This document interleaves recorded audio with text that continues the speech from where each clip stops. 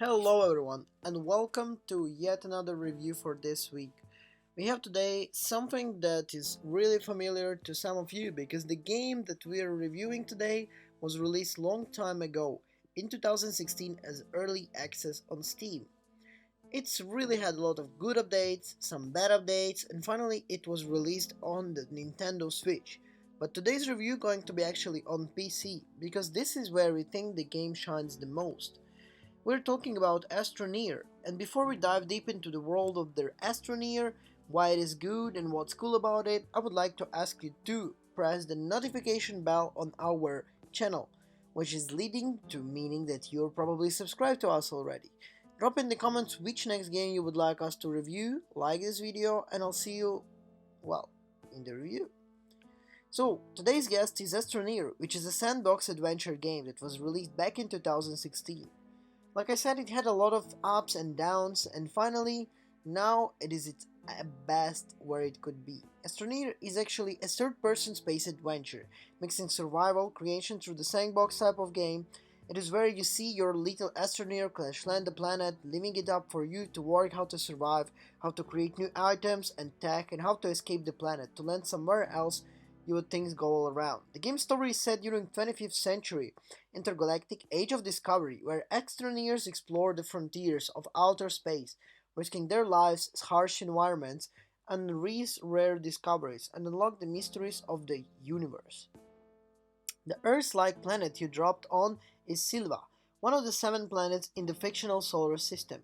Unlike the Steam version, in the Switch version, by the way, there is kind of a little bit a step-by-step tutorial, unfortunately. But for the PC version where we reviewed it, there was one. So be careful when you're gonna dive deep on, let's say, Switch. You might miss it, and you might be really kind of lost on what exactly you need to do. Anyway, there is a picture tutorial in the menu instead for the Switch version. Personally, I prefer a proper tutorial on Switch also, but, well, one other day. Anyway, let's stick to the PC review. There is a mission in the beginning where you have to log check which does help orientation of your getting started in the game. Working through the quest on the mission log gives you rewards that comes in useful. At the start you have only a shelter which provides you with the both power and oxygen whenever you need it. After that you'll get a landing pad which can spawn from some starting items. That what follows is entirely up to you. Let's say in the beginning of the game you have a lot of different stuff to do and then move on, grabbing rewards will get a lot of things. Since the game started in a space, oxygen is vital. Getting an out of range in the oxygen in the shelter or any other resources of oxygen will steeply deplete your oxygen bar. Without it, your astroneer will collapse and be returned to the shelter. Unfortunately, they also lose their backpack with any resources that have been collected. True, you can react and spawn back to the previous place and retrieve the resources. At first, you can't explore too much away from your base, but once you have made the tether lines and supply yourself with an oxygen, you can venture into the resources sites and the tunnels. Using the terrain tool, a gun that sucks the resources from the ground, you can also shape the terrain. You can go deep into the ground searching for resources and reshape a terrain to expand your base. This actually makes the game pretty interesting and pretty fun that you actually see all the fruit of your work.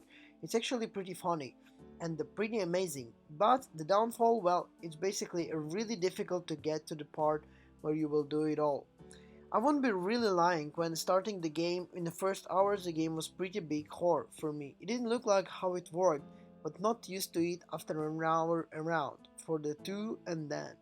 I'm pretty sure intuitive you get a lot of fun, but then it's very interesting to dive when you really understand how the things are working. Once you get past of the lack of tutorial, you find yourself progressing in the game. The game might remind you something like No Man's Sky or something like that, but believe me, there is a big difference in the game overall.